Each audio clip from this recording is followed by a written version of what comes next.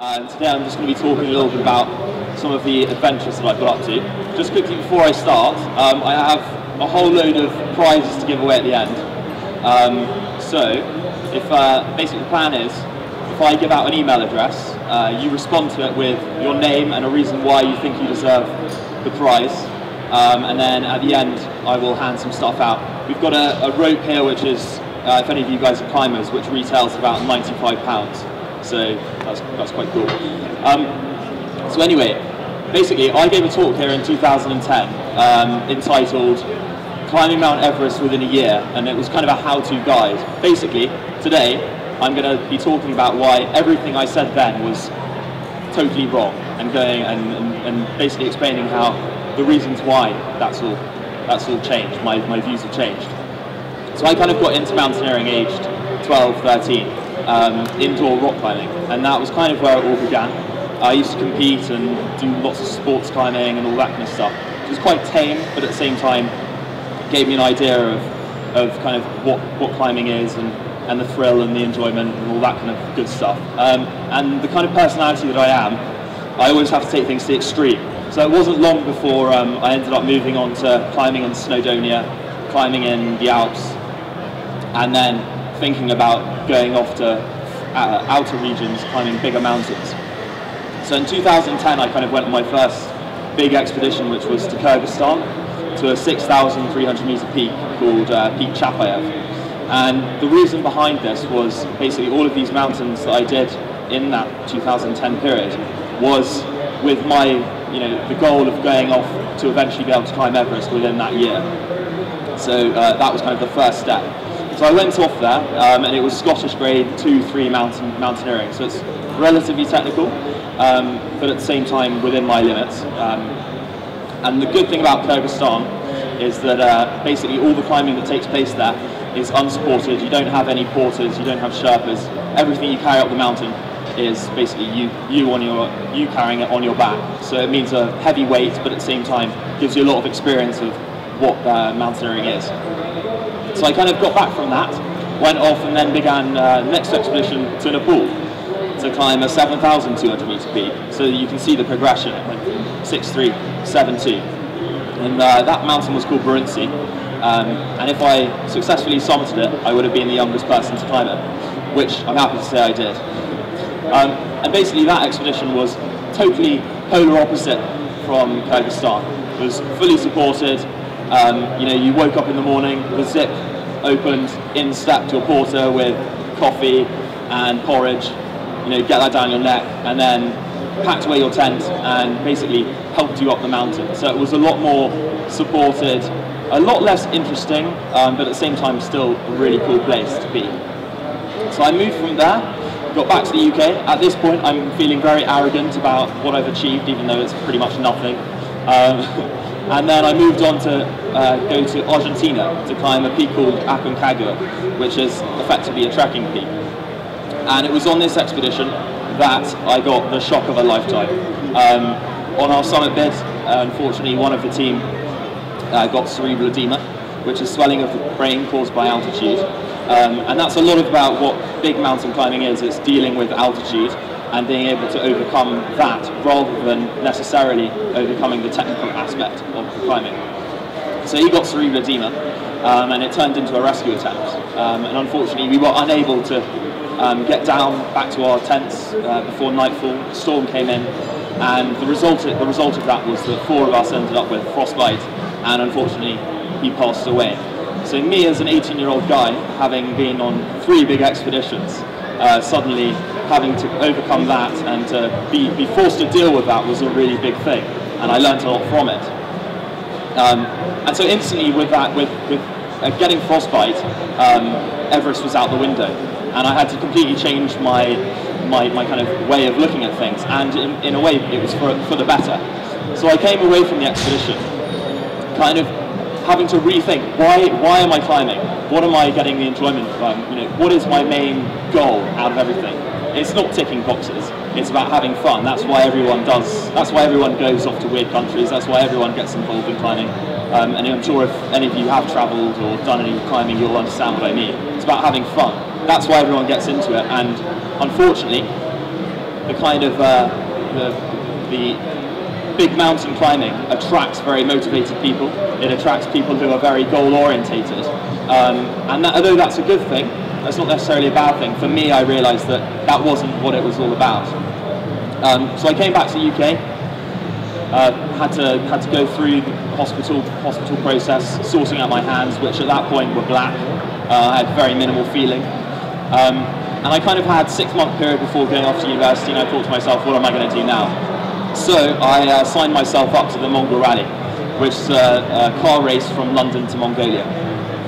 10,000 miles. I did it in a Citroen Saxo Desire. I wouldn't recommend it. It was not good fun. You know, by the end, the back wheels were doing this. The engine wasn't actually attached to the car. It was an absolute nightmare. Also, I did it with one friend. If any of you planning on doing kind of long distance trips with one person, I don't recommend it, because the arguments that I got in were astronomical. It was not, yeah, it was interesting. But what it was a release. It gave me a chance to kind of look back on the last expedition process that I'd been through, and to again kind of realise and to think more about why I was climbing, why I was going on big expeditions, why I was putting myself through kind of physical hell, and what I wanted to get out from it. And it was also just a good chance to have fun driving across Europe, going out, partying, doing all that stuff. And then I went off to university. I was midway through my first year. I'm quite a lazy individual, but in the climbing environment, for some reason it kind of it energizes me. It gives me motivation. And so, kind of midway through the year at university, I'm really waning. My studies are going quite badly, all of that stuff. And I just thought to myself, you know what? I need a goal. I need something that I can kind of aim towards at the end of this year. So I decided that I would go on an expedition to Kyrgyzstan, which was, you know, my first love. It was the first big expedition I'd been on, and it was in a way the way that I wanted to be climbing big mountains. Kyrgyzstan kind of summed that up. And it would have been my third time back to Kyrgyzstan, back to Central Asia, which is, if anyone has been to Central Asia or anyone's thinking of going there, do it, because it's totally off the tourist track.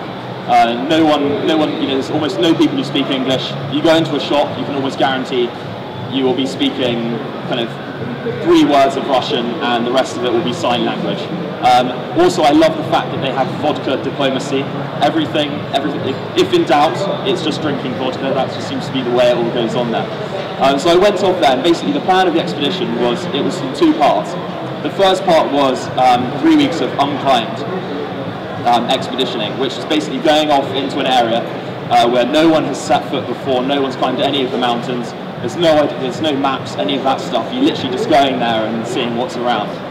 So I was climbing with a New Yorker, 38-year-old, and we had a really good time. We managed to do 5 unclimbed routes between 4,000 and 5,000 meters, and put up one new alpine route. We also attempted to put up a new rock climbing route and had to bail, unfortunately, because the guy I was with fell and ended up quite badly, sort of hurting his leg. But that's to be expected, particularly in sort of unclimbed regions, because you don't know what the rock quality is like, and there's so many kind of things outside of your control. And Kyrgyzstan is an incredible country. There's literally just, you know, when you're at the top of the peak, you're looking out and you're seeing hundreds of kilometers of just nothingness, and there's no one there, and it's such a harsh environment.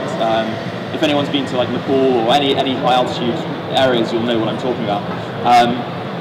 So that was the first part. Then the second part, we moved across Kyrgyzstan and went up to basically where Kyrgyzstan meets Kazakhstan and China. So at this point, you're in the middle of nowhere. There's no people at all. And base camp, to get to base camp, you had to take a helicopter to get there. And where the helicopter kind of started was in an abandoned nuclear mine, one of the largest in the world during its time back in the USSR. And there were 35,000 people in this one town, in the middle of the hills, totally away from everywhere else. So it's an incredible place to be, because it's literally a town deserted, with all of the mining infrastructure, and then just a small little army base in the corner with a helicopter.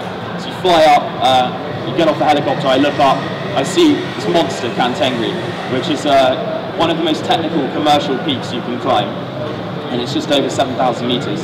So I'm looking up and I'm thinking, oh my god, this is going to be tough. But that's also something which I quite enjoy, actually, is when you turn up at these mountains, you look at them and you think, there's no way I'm going to be able to climb that, but you take it one step at a time, and all of a sudden you've got to somewhere you've never thought possible. So kind of the process of climbing on big mountains is you go up, you come back down, you go up even further, and you come back down. And basically that is constantly a process of acclimatization, getting your body kind of able to cope with altitude without you being, because the effects of you going up too quickly equals cerebral edema, equals swelling of the brain, equals pulmonary edema, which equals basically your lungs filling with liquid and you drowning. Or even more acute than that is acute mountain sickness, which is just a really strong headache, vomiting, and basically you just constantly are losing energy. And obviously, if you're losing energy, you can't climb. So again, it was a Scottish grade 2-3 mountain, which is, if any of you climb, it's relatively tough, particularly at between 4,000 and 7,000 meters. I mean, you're panting, you can hardly move, and you're just sort of clinging on, going, if I fall right now, I'm being held by a small rope. But that's kind of what I like. That's what I enjoy. And unfortunately, we were unable to climb that because the snow conditions were really poor. The route to Camp 1 takes you across the face onto the ridge, and that whole face is over 2,000 meters high. And if it snows, that's just packed full of snow. And anything can trigger off an avalanche, as it did whilst we were there. We were at base camp, another team were climbing up, they ended up getting avalanched and having to bail. Kyrgyzstan again is quite cool in terms of its climbing, and there's a lot of real hardcore individuals, a lot of Russians, a lot of Polish, who wander around in woolen jumpers, little spectacles and salopettes, about 20 years old. And on the side of Kantengri there's a massive north face, which is over 3,000 meters high. One of the most difficult routes, big mountain routes in the world. And we saw a group of guys climbing that in the night. You can see their little lights flickering. Next day they come back down, they're at base camp. One of them's got a bandage. 2 days later ended up summiting, being able to see only through one eye, which kind of, I guess that's an indicator of just how mental these guys are. So we had to bail, and this is Kyrgyzstan, and it's just amazing. Like the views in climbing, and because I think you're at altitude and often there's not very much cloud, you look up, never seen more starry skies in my life, and epic sunsets. And what's quite interesting actually is that some of the best views I've ever seen in my life have been involved in that kind of morning or night phase, and often to do with at the same time taking a piss before night or waking up in the morning. So that's quite an interesting thing, I guess. This is again Kyrgyzstan from Camp 2, which is at 5,300 meters. That's Peak Chapayev, which you have to climb over to climb Kantengri, which obviously I climbed Peak Chapayev, then I was climbing Kantengri. So it was just really kind of incredible environment and somewhere I really want to go back to again, Kyrgyzstan and Central Asia. So kind of, I guess, the culmination of all of those expeditions that I've done, I'd like to think I have a little bit of experience. At the same time, I have a lot to learn. But I know what it's like when it goes wrong. I know what it's like to get frostbite. I also know what it's like to when it all goes right. And this is all going to culminate in an expedition coming up in the summer, where I'll be driving from London to Cape Town. And on the way, I will be climbing a number of peaks through the Alps in Morocco, in Uganda, and in South Africa.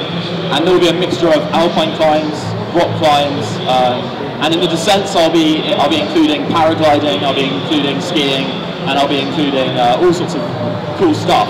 And I guess a lot of that has come through the travelling, through things like the Mongol Rally, through things like the different climbs I've done, and at different altitudes.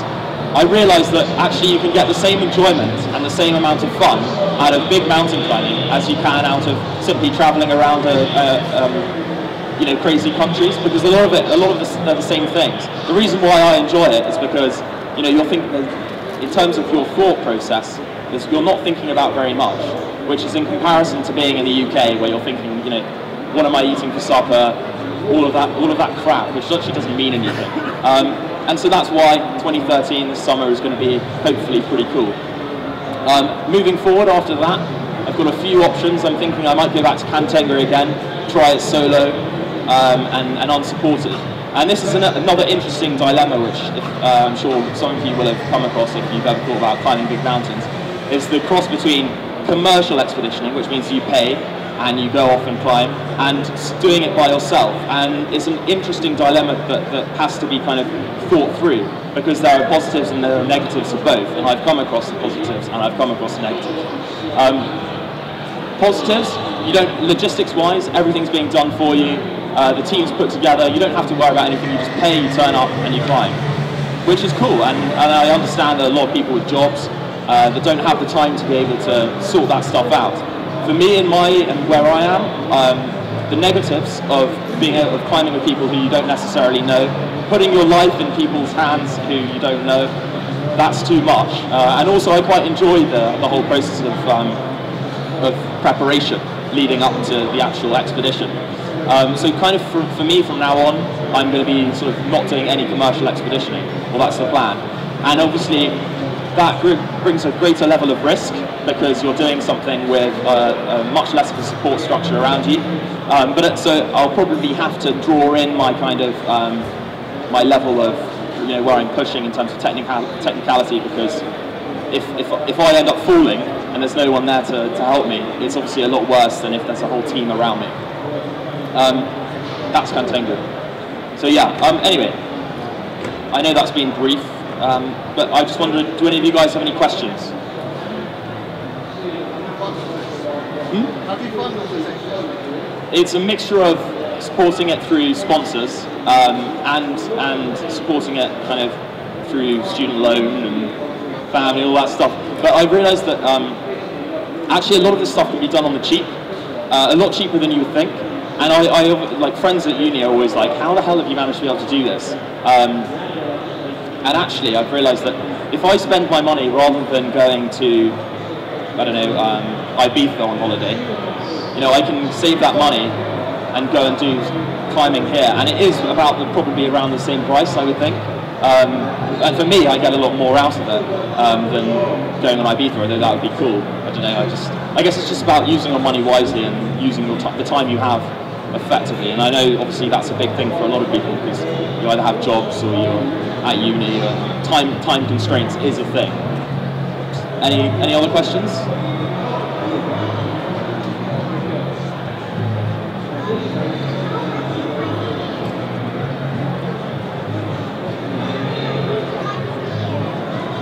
How high do I climb a year? I'm not sure. I guess it depends. I normally try and do 1 or 2 expeditions a year, and normally they are big mountains. But more and more I've been trying to incorporate into that kind of multi-discipline climbing. So for the last 2 weeks or so I've been learning how to paraglide, which I'm going to hopefully be able to incorporate into the climbing, which is quite interesting. Glenn at the back here has been sort of doing a video of that. And so hopefully there's going to be lots of shots of me running across the hill being dragged by a paraglider. But it's been good fun. That kind of stuff is, as I say, the similarities between the two are between climbing, between basically extreme sports. You know, you get the same enjoyment out of all of it. Although I will say that mountaineering is my kind of main passion. Any other questions? Nope. Okay, who's kind of arrived late? Because I said at the beginning, I've got a whole load of prizes down here. So the plan is, if you send an email giving your name and why you think you deserve it, at the end of this at 12:30, I'll send you an email if you've won. Meet back at the back of the stage, and I'll hand this stuff out.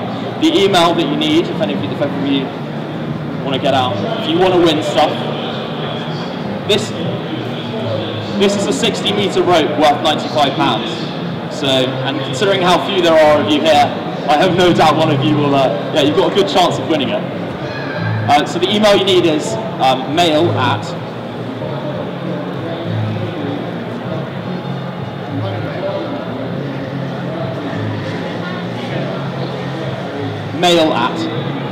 Ed Farrelly, Ed FARRELLY.com. I'll repeat that. Mail at Ed, ED,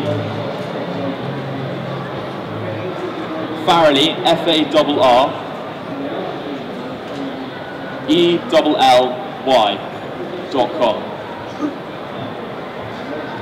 So yeah, I've got a bunch of hats down here which are woolly things by Zany. I'm not sure if any of you have heard about them, but they're quite a cool company.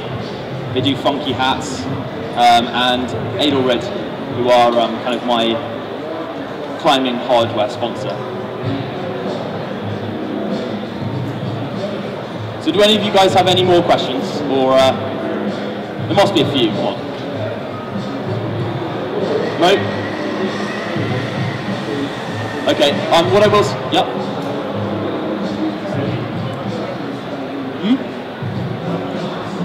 Everest? No.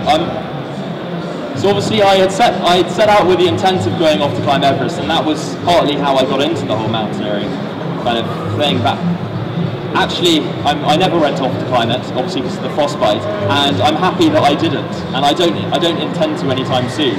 I think, as I say, I think it's very easy, and I am an individual who will be very easily drawn into the idea of box ticking. And actually, that's not why I got into climbing. That's not why I got into mountaineering. And so, actually, I think it's better for me if I stay away from that kind of stuff. And maybe later, if I get to the point where I'm good enough to go off and do it on a non-commercial expedition where I've done it myself, and I also feel confident that I'm not putting other teams' lives at risk or any of that stuff, then maybe. But for the moment, certainly anytime soon, it's not going to happen. Which I know a lot of people are interested by. They go, but surely you're a young person. Why haven't you gone off to climb Everest if you're into mountaineering? I'm just kind of. I was one of those people, and as I say, in 2010 I gave a talk here entitled Everest Within a Year, but it's just not. Yeah, my views have changed incredibly since then. So. Are there any more questions? Having to live up to what sponsors expect from you, which is often actually goal ticking, is going off to climb big mountains like Everest, the well-known ones, and actually doing what you want. And more recently, obviously, by doing stuff which is, I feel, more interesting and more fun for myself, but equally isn't as well known, it does give a dilemma with sponsorship and actually about how you go about getting it. And so I've kind of spent a long time trying to build up longer-term relationships with people who are, and trying to get them to understand the fact that by me having fun, I'm probably actually going to end up being more successful and to get more done than if I'm purely box ticking. And I think that's another thing which happens with climbing is if you are all interested in about summit, that can actually become quite overwhelming. Particularly if you're feeling like you have to summit for a sponsor or whatever, it can become really overwhelming and actually make you climb worse and make you less safe. Because if you're only interested in getting to the top, you're putting the chances are at some point you're putting your life or someone else's life at risk, and that's obviously not what I'm interested in at all. So, well, thank you very much, guys. I hope you liked that talk. I'm sorry if I bored you for the last half an hour. And yeah, I'll email the guys who've won. We meet back here at probably a little bit before 12:30, and I'll hand the stuff out. Cheers. Thank you.